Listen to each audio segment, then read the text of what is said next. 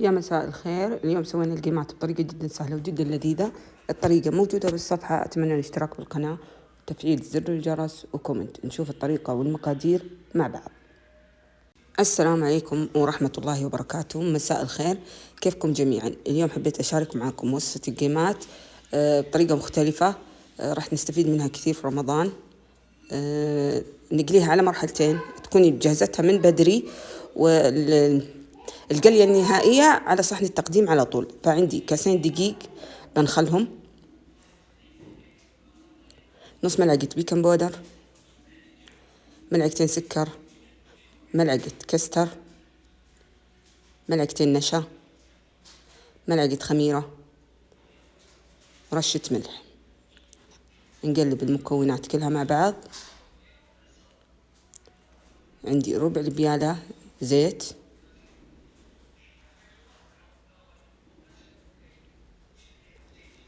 والحين نغلف الزيت مع الدقيق، نبسها نفركها اللي تبين. المهم ان لما تيجي تبسيها ترفع يدك فوق. بعد ما غلفناه بضيف علبة زبادي،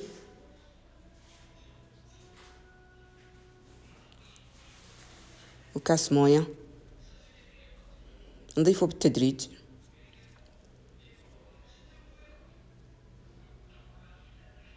استخدمت الكاس كامل، والحين أضفت عندي نص كاس موية، بضيف بالتدريج إلى ما أشوف أنا كم بستهلك من الموية. فالحين أضفت ربع ونعجن.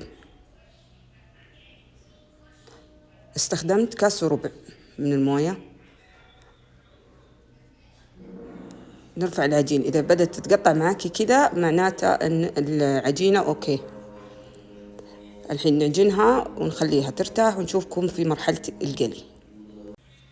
وهذه بعد ما اختمرت ما راح أطلع منها الهواء، راح ألقم وهي كذا في الهواء. عندي صحن فيه زيت، ونبدأ نلقم بزيت متوسطة الحرارة. تشكليها بالطريقة اللي تبين، أنا شكلتها بالملاعق المعيارية عشان تطلع نفس الشكل.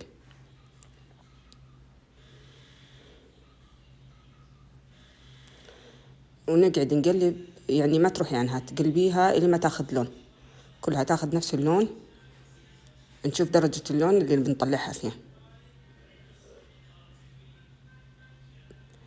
بعد ما نطلعها، حابة تخليها بالمطبخ على راحتك، حابة تحطيها بصحن في الثلاجة، بس تكون يعني كل واحدة بالحالها، ما يكونوا فوق بعض. وهذه بعد ما أخذت لون حطيتها بالصحن، وبحطها في الثلاجة إلين وقت التقديم. القلية الثانية بتكون على طول على التقديم.